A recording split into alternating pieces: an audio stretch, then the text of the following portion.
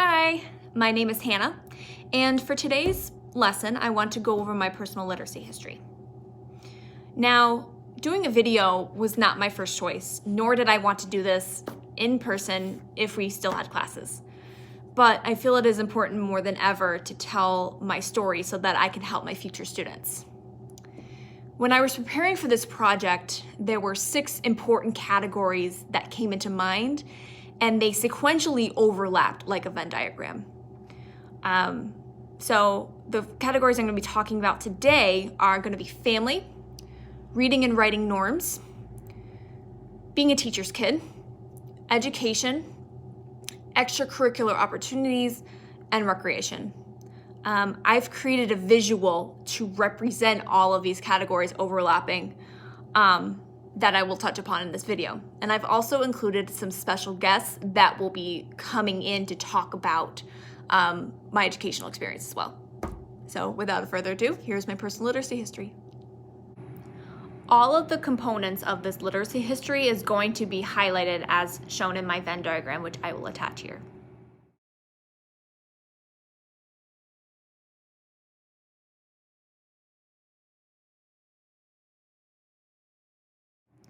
To kick off this project, I am going to talk about the first category, family. So I am going to be a 3rd generation teacher in my family. My grandfather taught social studies and history at Ballston Spa Middle School for over 30 years, and then continued to sub every single school day for an additional almost 20 years. And it was him that influenced my mom to become an educator herself. She was a kindergarten teacher at Lake George for 33 years, retiring last June. And from there, she subbed every single day and will continue to do so after all of this is all over. But having a strong line of teachers really influenced me to become one as well. I remember having an experience in college where my professors and my fellow peers would be like, "Are you going to be a teacher? Because you're doing these psychology presentations in a teacher input style and a teacher voice." And I said, "Nope, I want to kind of just beat off the path and become my own person." And really, it was my family that really instilled in my strong leadership skills and my public speaking skills. And that's all really thanks to my grandfather and my mom.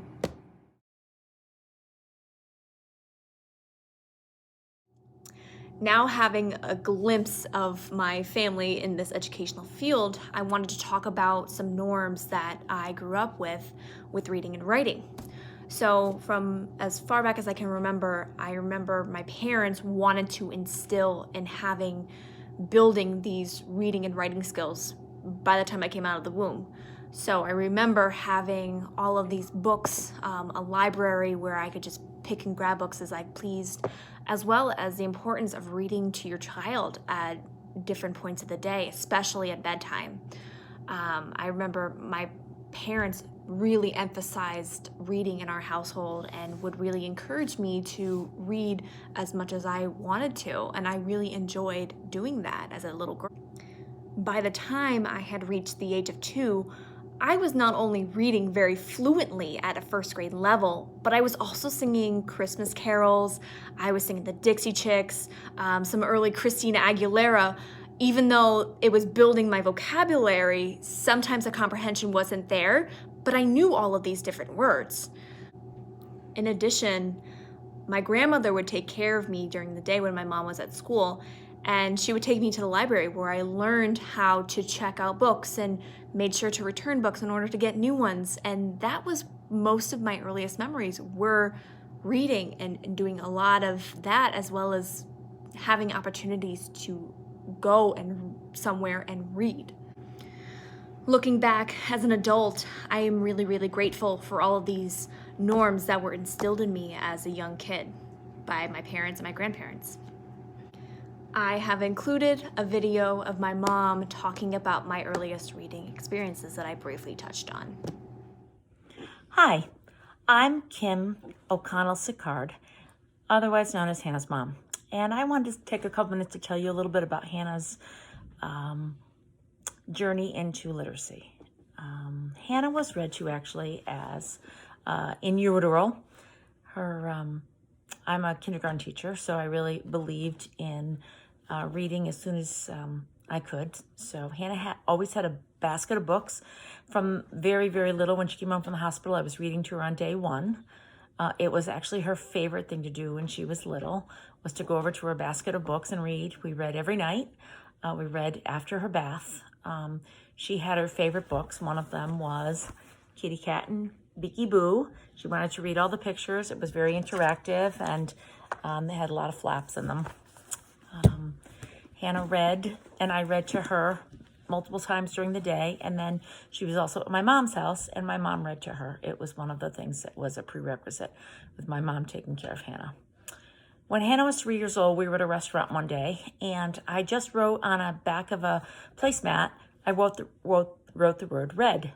And Hannah, in her very little voice, said, red. So I wrote the word and she read and. And then I wrote the, and she read the. And over the next about 30 minutes, Hannah read over 100 words. So I said to my husband, we got to read her. So I went home, and I knew she knew about language and rhyme, but I had her read Are You My Mother? It was the very, very first book she ever read in her very squeaky voice. And I wanted to go home and be a skunk. From there, Hannah read and read and read. One of her favorite books was Where's Skipper's Bear? Very interactive again. She read lots of books. So before she went to kindergarten, she was fluently reading. Young, she was a November birthday, but she read and read and read. Again, same schedule when she came home from kindergarten, first grade. By the end of kindergarten, she was reading Junie B. Jones books. And we went through the whole series of Junie B. Jones books. Now, my children did not get toys when they went to a toy store. They got books, and they knew that. Our favorite outing was to go to Manchester, Vermont, and we would go to the bookstore, and they would get a book. One of the books Hannah got was The Jelly Postman. Again, interactive, very cool, very neat book. And that was their favorite thing to do. We would get a sandwich and go to the bookstore, and then we'd come home. And to this day, we still, every year, go to the bookstore. It's a prerequisite. At Christmas time, the children still to this day get a book. Now they're 25 and 23, but they get a book of interest every year, and we all sit and read that book when we open it. Hannah's favorite book, right about 6, 7, was Lily's Plastic Purple Purse. She had the little Lily in plastic purple purse.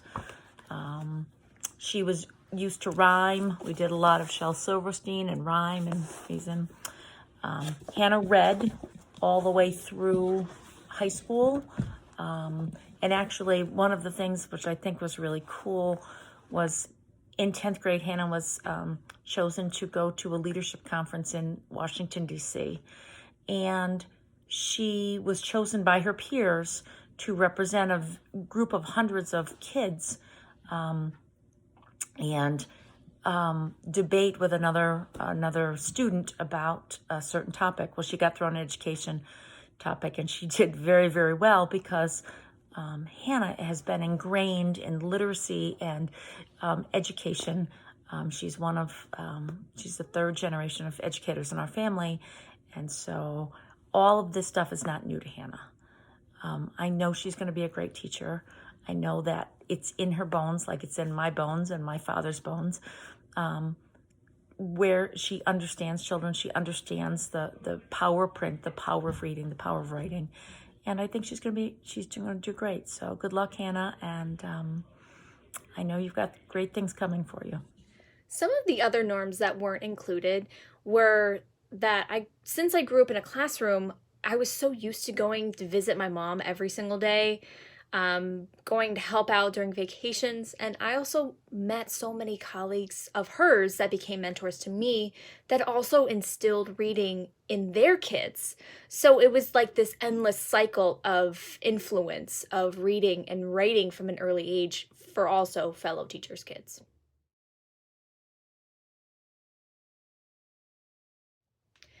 As I just mentioned, with all of the norms that I just talked about, on top of coming from a family of teachers and really normalizing reading from a very young age, being a teacher's kid had so many different perks.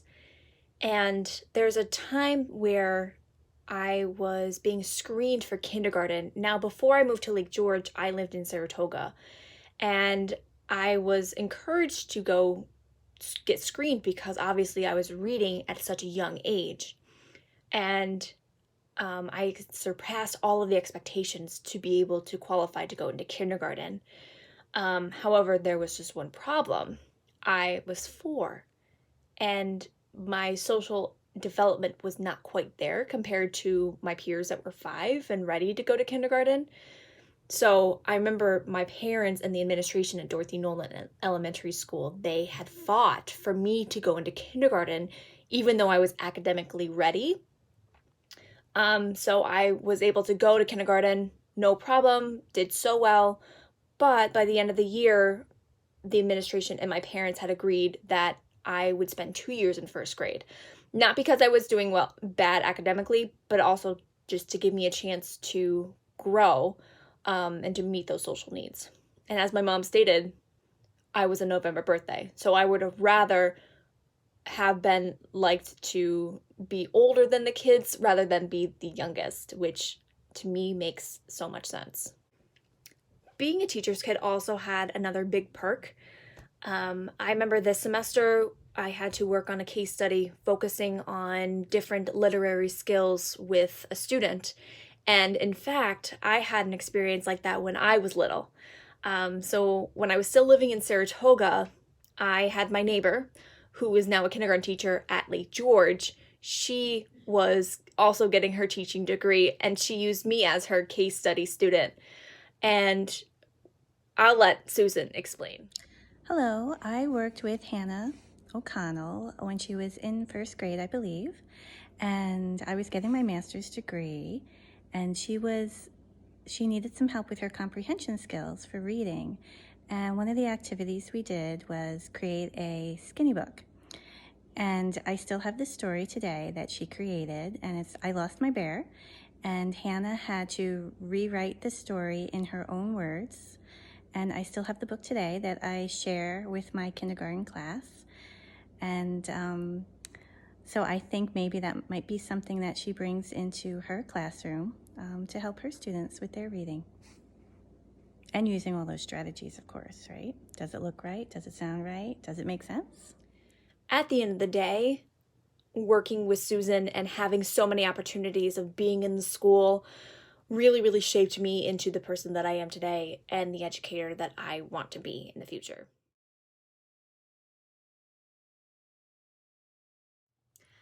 As I completed kindergarten through 3rd grade in Dorothy Nolan, my reading and writing was still important to me, especially after I moved to Lake George in 4th grade. So I've included a video of Karen Lockhart, my 4th grade teacher, who will talk about her experience with me as a student in her 4th grade classroom. Hi, my name is Karen Lockhart. I had the pleasure of having Hannah in 4th grade at Lake George Elementary School. She came to us from Saratoga, already an avid reader. She loved reading workshop, participating in projects, and sharing. We had a multi-age classroom. She was a great role model for the youngers. It was a great pleasure to have her. So as Karen stated, I was really interested in Reader's Workshop and projects that really built my great knowledge base for reading and writing. And as I got older, I remember having a lot of self-reflection journals and really being attuned to student interest, as my teachers would really encourage us to read and write outside of the classroom. In fact, I also made a lot of connections to what I was reading and writing to the Twilight Zone in 7th grade, where my teacher would make us watch episodes and then connect literary terms such as foreshadowing and irony, and it would encourage us to be creative and write our own stories as if we were the writers of the show. So a lot of the assignments that I remember from middle and high school were tailored to our interests, as well as encouraging us to build those reading and writing skills.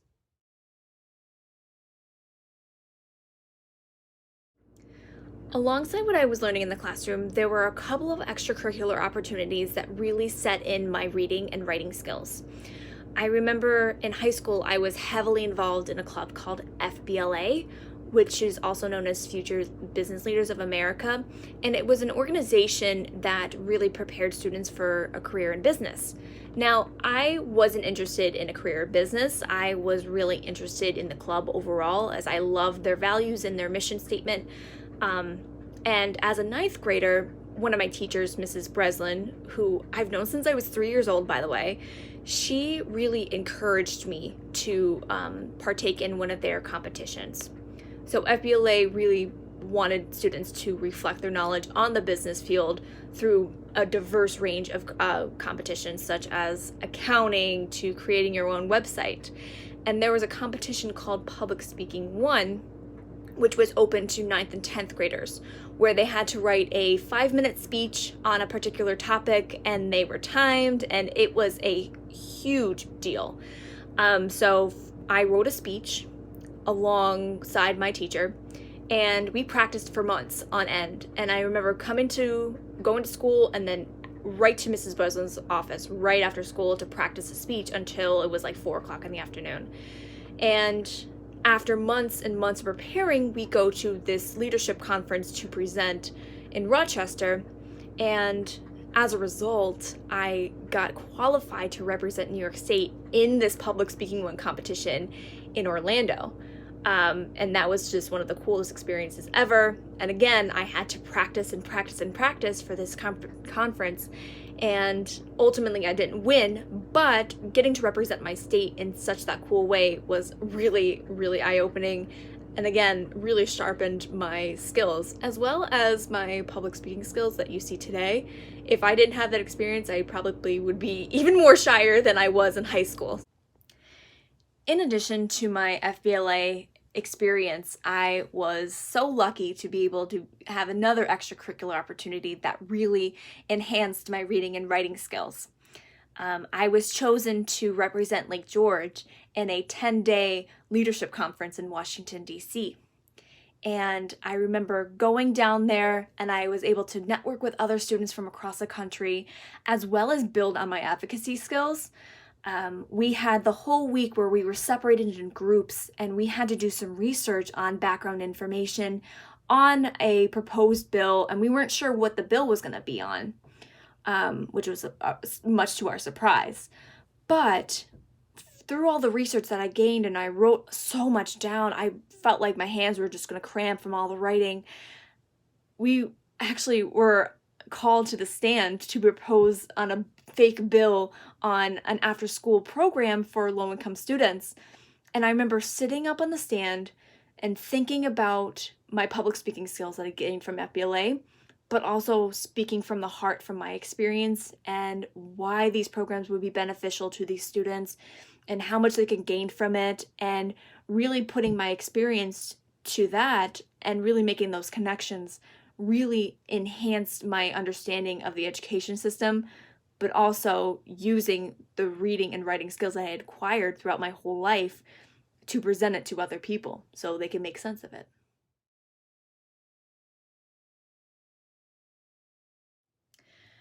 I put recreation as one of my categories as my way of practicing reading and writing outside of the classroom. So ever since I was a teenager, I have always read a book outside of my schoolwork that was not related to anything, just as a free opportunity for me to practice my reading skills, on top of writing birthday cards, thank you cards, and right now I'm writing to my little girls that I babysit, as a way to kind of keep practicing my writing skills, which is extremely important, especially during this time.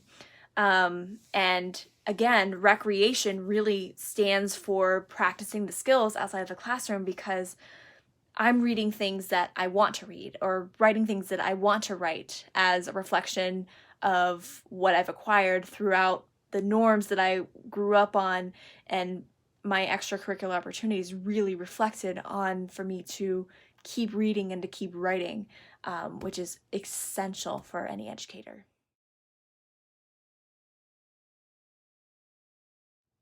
So, the most important question of all of this is, how does all of my experiences that I've learned in my literacy history affect me as a teacher? Well, first, I need to understand that not all of my students are going to come from a well-educated family of teachers. And the first thing that I need to do is create a set of norms in my classroom for my students to read and write, such as reading for 5 minutes, 10 minutes, 15 minutes of the day at home, to dedicating some time in the classroom to read. I think that's the important stepping block that will really build on their skills. Creating a set of norms is going to be crucial for building student reading and writing skills that will definitely bleed into their educating experience. I know for a fact that I will definitely implement project-based learning into my everyday activities, and really having the students apply what they know and what they need to work on will also match their student interests and what they want to focus their projects on, which I think is key for building that knowledge base.